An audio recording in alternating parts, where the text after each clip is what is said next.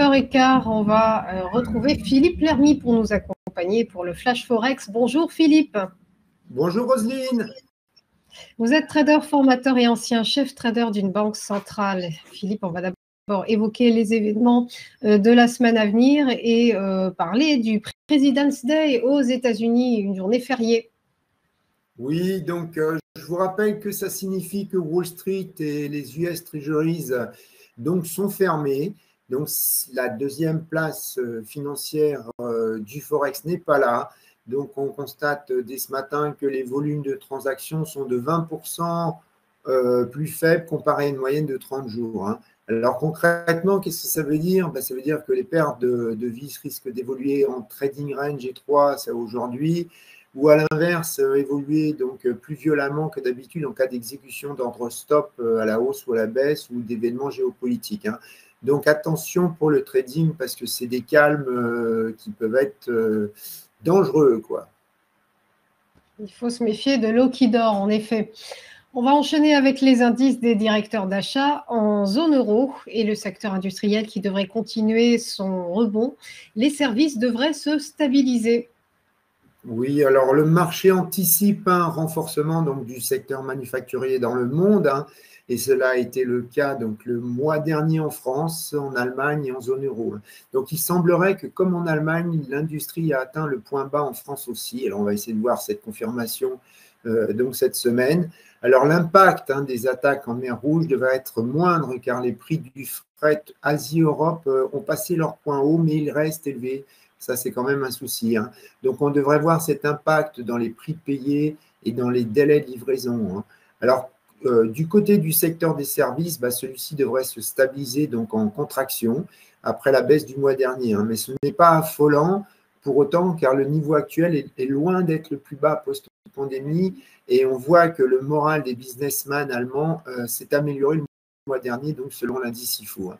Alors, je vous rappelle quand même que lors du dernier trimestre, ce qui a sauvé le PIB de la zone euro, les pays qui l'ont sauvé, c'est l'Italie et l'Espagne. Hein. En zone euro, donc on attend donc des indices PMI donc à 48,7 donc pour les services et 47,1 pour le secteur manufacturier. On enchaîne avec les indices des directeurs d'achat au Royaume-Uni. Et là, aucun changement majeur n'est attendu. Oui, alors la question, c'est est-ce que l'on verra à nouveau le contraste du mois dernier avec la zone euro, c'est-à-dire des chiffres en hausse et surtout un secteur des services en forte expansion. Hein. Alors, les économistes attendent donc pour le Royaume-Uni un secteur des services stable à 54,4, tandis que le secteur manufacturier donc, devrait rester en contraction à 47,5. Hein. Donc, comme vous l'avez dit, a priori, pas de changement majeur. En tout cas, ce sont des indicateurs à surveiller car le gouverneur de la Banque d'Angleterre, M. Bellet, a déclaré que l'activité s'améliorait.